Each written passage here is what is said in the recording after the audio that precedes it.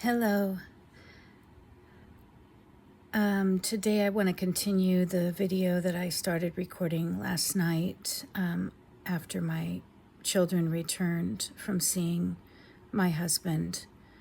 My husband is staying with a brother and his children, and that brother is related to Ed Marks. And it just brought to me, or thinking about that just brought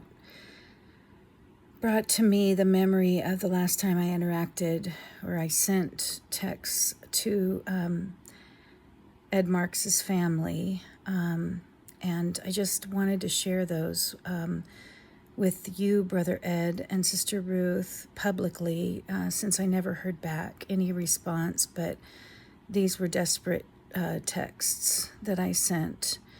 And I think the main overarching idea of this video is that questions should not just be rhetorical. If we actually are seeking to have fellowship, if we are seeking to keep the oneness in the body, the fellowship is critical.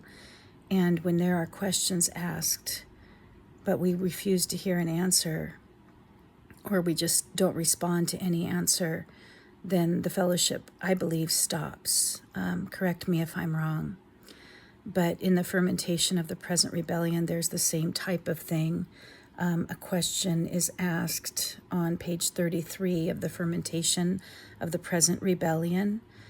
Brother Lee asks, where is the hint, even a little hint, that Witness Lee or Philip Lee or anyone of my office in the past did something to exercise their power over any church?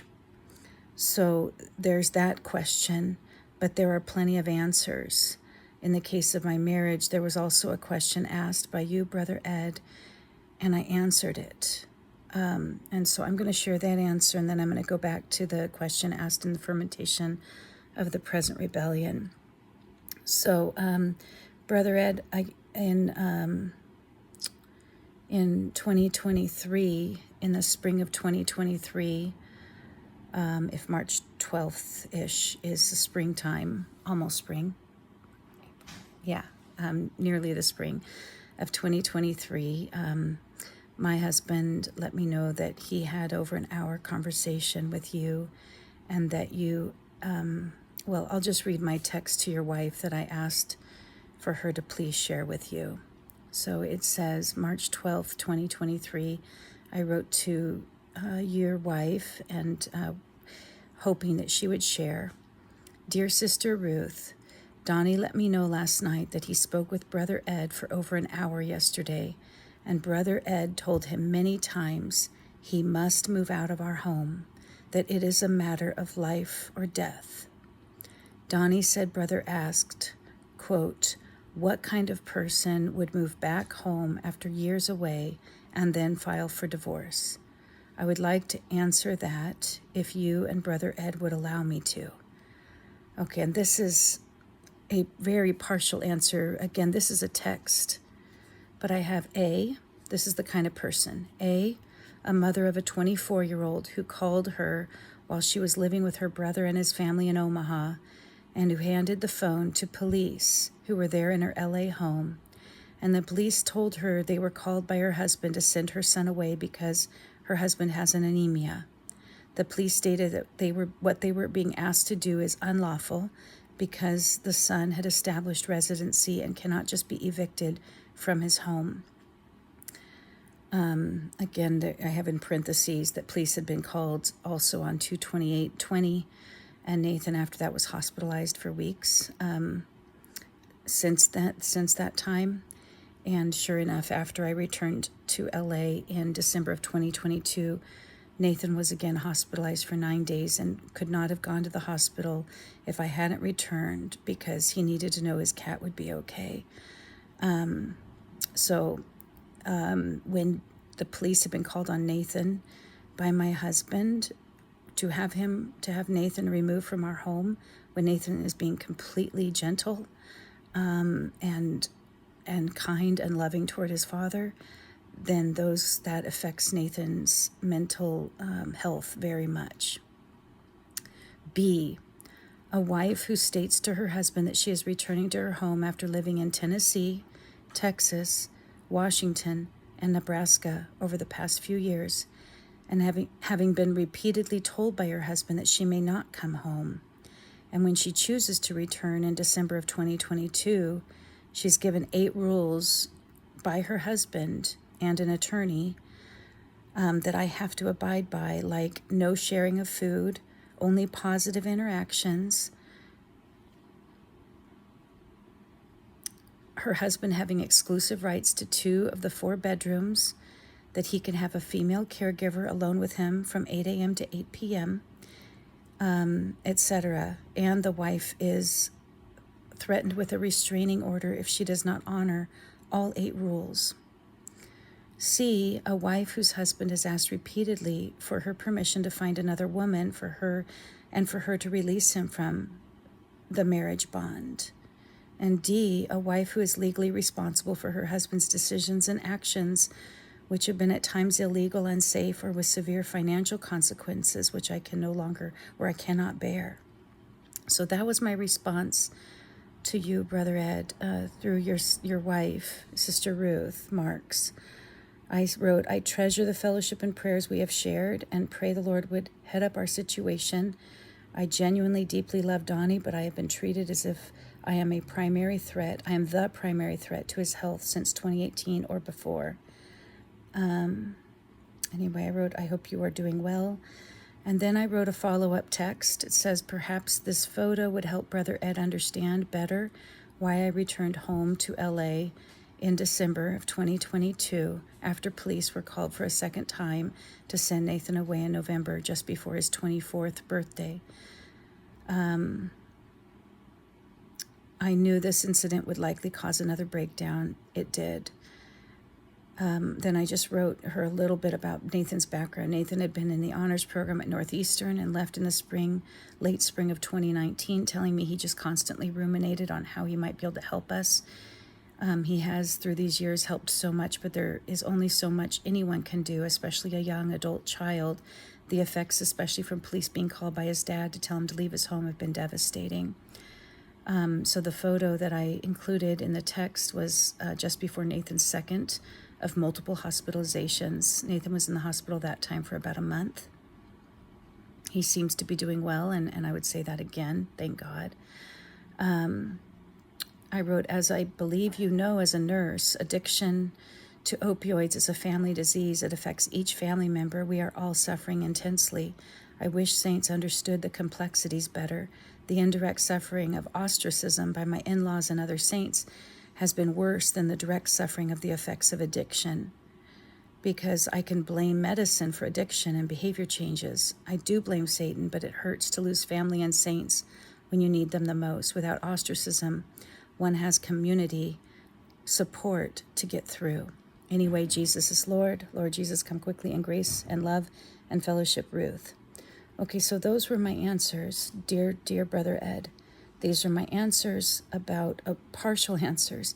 I would also say that, Brother Ed, I gave my husband just 3 conditions that if those could be met, then I wouldn't need divorce. I don't want it at all.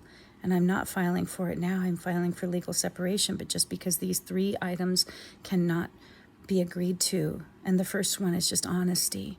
I've asked my husband if there can just be honesty between us. Number 2, I asked if I can be included in his health care, that as his wife, I should be included in the care of his body. And number 3, I have asked that he not drive if he's drowsy due to the effects of opioids. And he has refused. I've also asked another time, so if somebody else could run our business at this point. But he has refused to agree to even one of those. He said, I can't agree to any of those. So, brother, that's why a wife would return after years away and then file for divorce, which I then withdrew because of abuse again toward Nathan that was intensifying.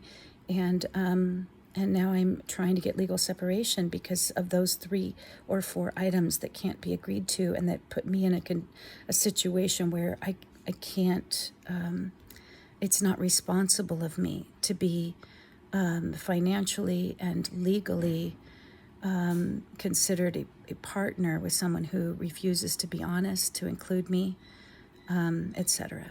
Okay, in the fermentation of the present rebellion, there was a similar question, and I guess you all didn't want an answer. I don't know, senior coworkers. Where is there a hint of control, even a little hint? Brother Lee asked on page 33, and I read the question before, so I won't reread it. Okay, at that time, there were numerous reports that had come to him from all around the world. This is Steve Isitt answering. From all around the world that were more than mere hints of control. He knew the stories of LSM control, beginning with complaints from Hong Kong in 1985, then Stuttgart in 1986, Rosemead in 1986, the Southeast in 1987, England in 1987, Anaheim in 1988, to name notable examples. He also knew that a sister who worked at the LSM wanted to give him a comprehensive report on hints of control, but he would not listen to the 11-page report. And that sister, we could provide the name if needed, brothers. He also did not listen to John So, Bill Mallon, John Ingalls, Joseph Fung about LSM domination, usurpation, and control in their localities and region. His support, overtly or covertly, was with his son and LSM's aggressions and manipulations for accomplishing his goals. The 4 brothers mentioned, coincidentally, were the same 4 brothers who were later quarantined, especially for reacting to the control of LSM in their localities and beyond, and they were called rebellious. But there were definite accounts of, quote, hints of control, but more than hints. The dismissal of complaints of interferences and control by the LSM are common in the fermentation of the present rebellion, Brother Lee consistently choosing to look past reports and act as if they don't exist. So in both the fermentation of the present rebellion as well as in my personal situation, it's like these very serious reports don't exist. They are completely ignored. And that's not fellowship. That will cause division because it will cause the cutting off of members of the body. And it has done so. And it's resulting in so much pain and incalculable loss of the portions of dear saints.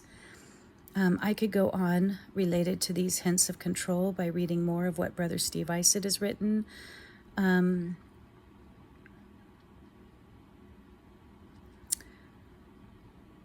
I'll read just one quote. The control... So what prominent elders and the LSM sister referred to as interferences and violations of the oneness in the body and the bypassing of fellowship with elders, Brother Lee described as expediting the Lord's recovery. So these interferences, the control was to such an extent that Brother Lee was forced to speak to the problem in an international elders training. I'm going to cut it short there because I have to say goodbye to my daughter. But anyway, this is, there are definite examples, and I hope that Brother Steve Isitt's book would come out that give very, very clear examples that answer that question. Where is the hint, even a little hint, that Witness Lee or Philip Lee or anyone in my office in the past did something to exercise their power over any church? So, brothers, what I want to ask is, please, if you're going to ask a question, can you please listen to and, if possible, respond? At least acknowledge the answers to your questions for the sake of true, genuine, thorough fellowship. Thank you so much, and I love you all.